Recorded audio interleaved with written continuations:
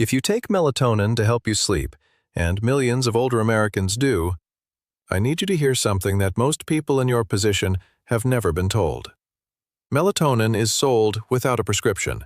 You can buy it at any pharmacy, any grocery store, any gas station in the country.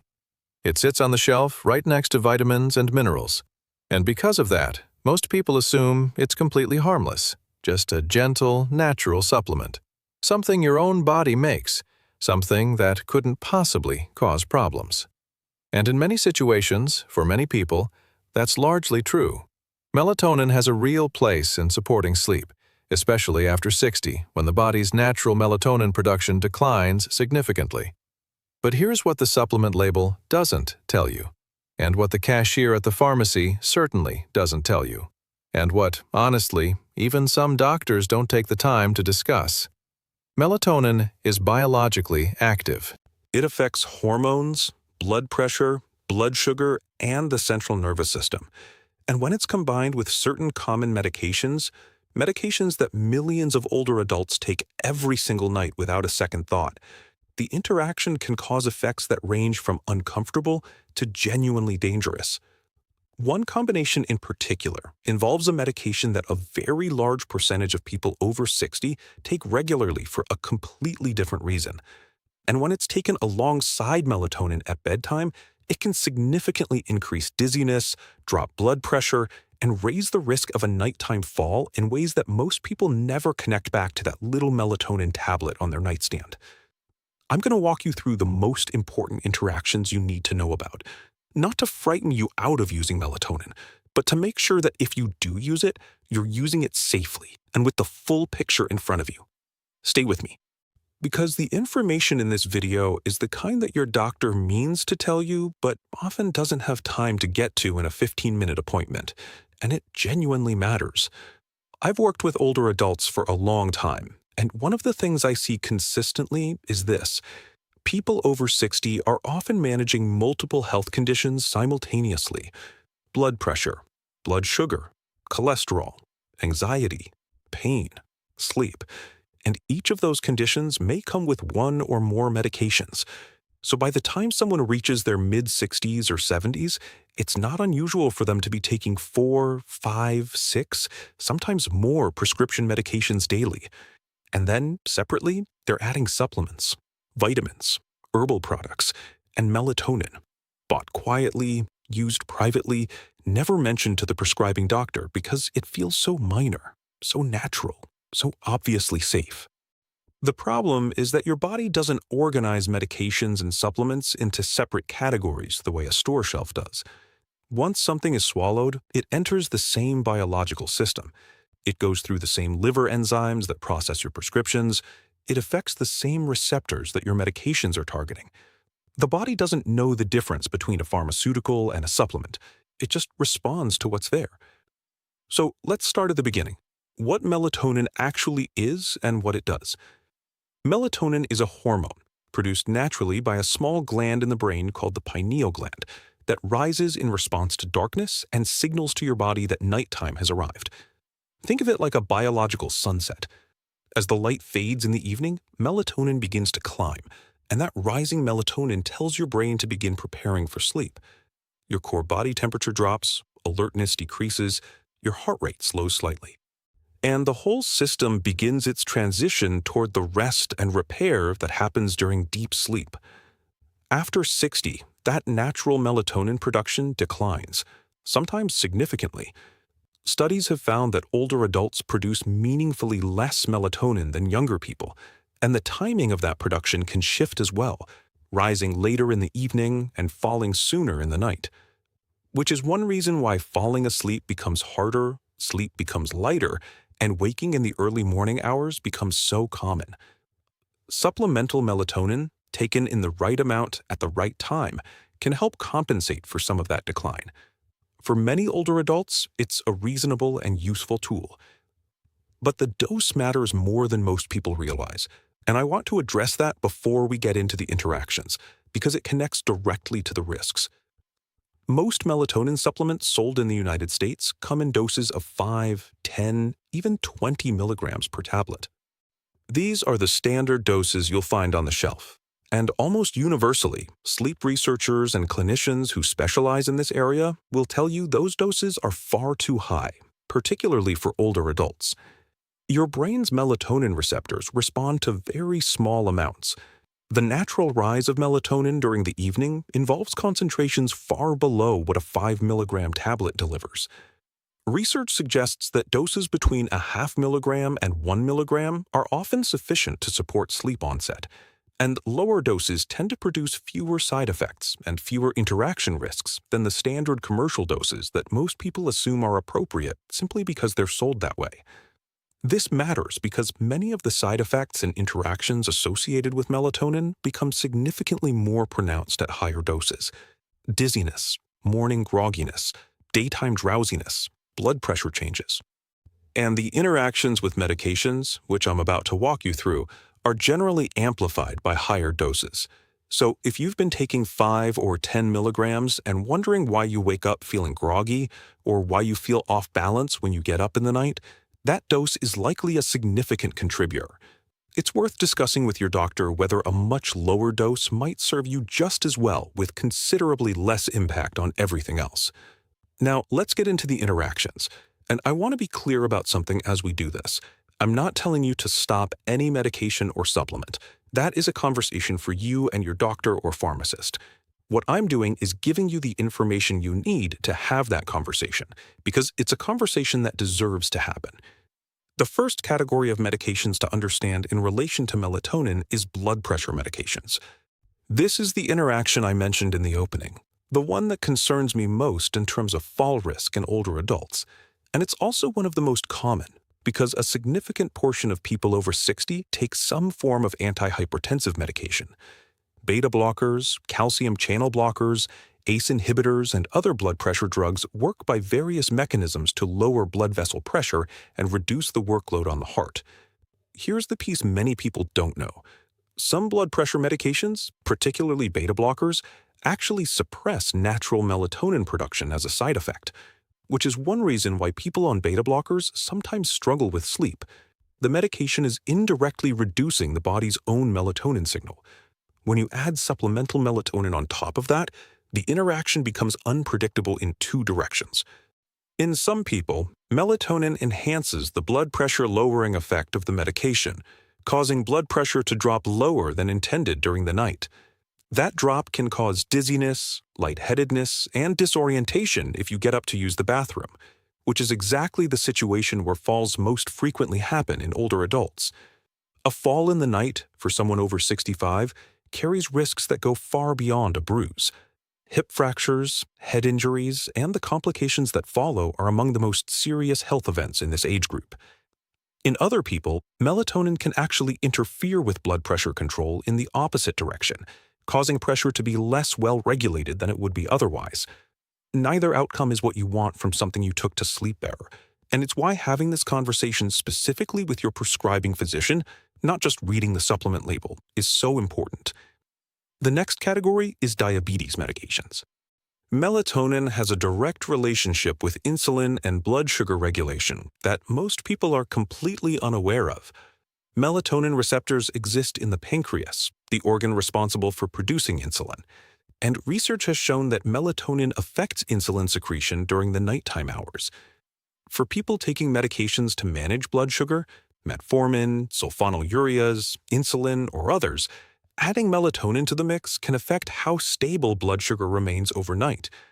In some cases, melatonin can suppress nighttime insulin release in ways that lead to higher blood sugar in the morning. In others, particularly in people whose medications are carefully calibrated, melatonin can shift the glucose balance in ways that produce unexpected results by morning. If you've ever noticed that your morning blood sugar readings are less predictable than you'd expect, particularly on nights when you've taken melatonin, this interaction may be part of what you're experiencing. It's worth mentioning to your endocrinologist or primary care physician, because they may want to adjust the timing of your dose or reconsider whether melatonin is the right sleep tool for your specific situation.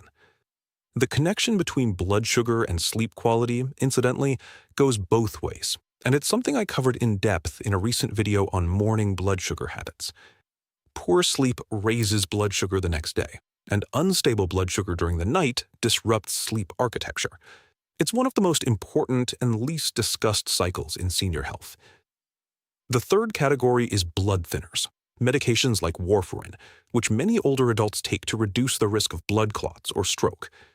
Warfarin in particular is a medication that requires very careful management because its effectiveness is sensitive to a wide range of dietary and supplement interactions. Melatonin has been shown in some studies to affect the metabolism of warfarin in the liver, potentially increasing its blood thinning effect beyond the intended therapeutic range. This isn't a dramatic, acute danger in most cases, but warfarin is a medication where staying within a precise range matters enormously. Too little effect and the medication isn't doing its job protecting against clots. Too much effect and bleeding risk increases. If you're on warfarin or another blood thinner and using melatonin, please make sure your prescribing physician is aware. This is exactly the kind of interaction that warrants monitoring. The fourth category is sedatives and prescription sleep medications. This one might seem obvious in retrospect, but it's worth spelling out clearly because it happens more often than you'd think, particularly in people who start with a prescription sleep aid, find it isn't working as well over time, and add melatonin on top of it, hoping for a combined effect. Medications like benzodiazepines, which include drugs like lorazepam, temazepam, and diazepam, or non-benzodiazepine sleep aids like zolpidem, work by enhancing the effect of a calming chemical in the brain. Melatonin, while different in mechanism, also has a sedating effect at higher doses. Combining the two can produce excessive sedation, deeper than intended, longer lasting than expected, and accompanied by the kind of morning confusion and grogginess that can persist into the afternoon. For older adults, excessive sedation during the night is not just an inconvenience, it significantly increases fall risk. It can cause confusion that, in someone with any degree of cognitive decline, may be misinterpreted as a more serious event. And it can suppress breathing in people with sleep apnea in ways that worsen overnight oxygen levels. If you're taking any prescription medications specifically to help with sleep, please discuss melatonin directly with your prescribing physician before adding it. The combination may not be appropriate, and there may be better options for improving sleep quality that don't carry the additive sedation risk. The fifth category is antidepressants, and specifically a group called SSRIs and SNRIs, which are among the most commonly prescribed medications in the country across all age groups. Medications like sertraline, escitalopram, duloxetine, and others in this family affect serotonin, and serotonin is the chemical precursor to melatonin. Your brain actually converts serotonin into melatonin as part of the natural sleep cycle. So the relationship between antidepressants and melatonin is genuinely complex. In some people, SSRIs can affect melatonin production and timing, which is one reason sleep changes are a commonly reported side effect of these medications, both when starting them and when adjusting doses. Adding supplemental melatonin on top of an SSRI can produce unpredictable effects on sleep architecture, mood, and even the efficacy of the antidepressant itself. There is also a small but real concern about a condition called serotonin syndrome, where serotonin activity in the body becomes excessive in people combining multiple serotonin-affecting substances. While melatonin alone does not typically cause this, the interaction at higher doses alongside SSRIs is something that warrants a conversation with your prescribing physician, rather than an assumption of safety. The sixth category I want to touch on is antihistamines, and specifically the over-the-counter antihistamines that are commonly used as sleep aids. Products whose labels say PM, pain relievers or decongestants marketed for nighttime use, typically contain diphenhydramine as the sleep-inducing ingredient. Diphenhydramine is sedating. Melatonin is sedating. Combining them produces compounded sedation that, again, increases fall risk and morning confusion. And that is particularly concerning for older adults because diphenhydramine has a cognitive side effect profile that is already less appropriate for aging brains, something the American Geriatric Society has specifically flagged in its guidance on medications to use with caution in older adults. If you've been using any over-the-counter PM product and adding melatonin on top of it, please bring that combination up with your pharmacist at minimum. It's exactly the kind of thing a pharmacist is specifically trained to catch and advise on, and a brief conversation at the pharmacy counter could be genuinely important. I want to say something here that I mean sincerely. Every single interaction I've described today is manageable. None of this is meant to frighten you into throwing away your melatonin or second-guessing every medication you take. The goal is the opposite. The goal is to give you enough information that you can walk into your next doctor's appointment or your next conversation with your pharmacist and ask a specific, informed question. I've been taking melatonin. Can you tell me if there's anything in my current medications I should know about? That one question, asked with awareness and confidence, is worth more than any number of things you could read on a supplement label. I'd love to hear from you in the comments. Have you ever tried melatonin? Do you take it alongside other medications? Have you ever experienced morning grogginess, nighttime dizziness, or blood sugar changes that you never quite connected to your supplement routine? And if you're comfortable sharing, how is your sleep right now? Do you wake during the night? How many hours are you actually getting versus how many you need to feel human the next day? Tell me where you're watching from too. This community genuinely spans the country, and knowing who's here means something real to me. Here's what I want to leave you with. Sleep is not a luxury.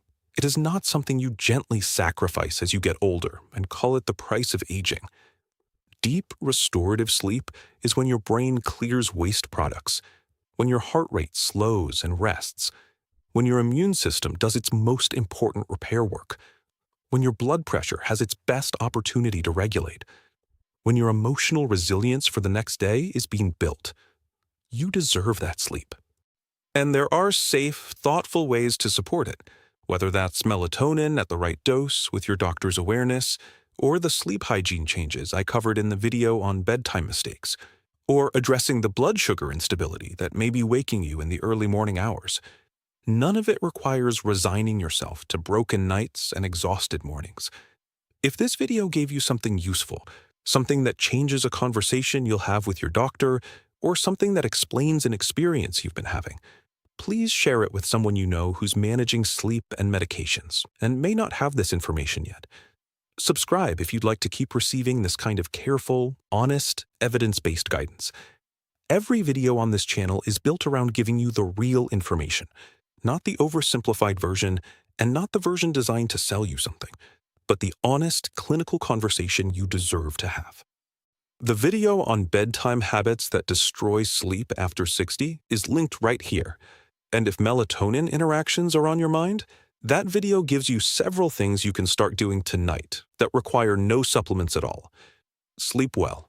You've earned every good night that's ahead of you.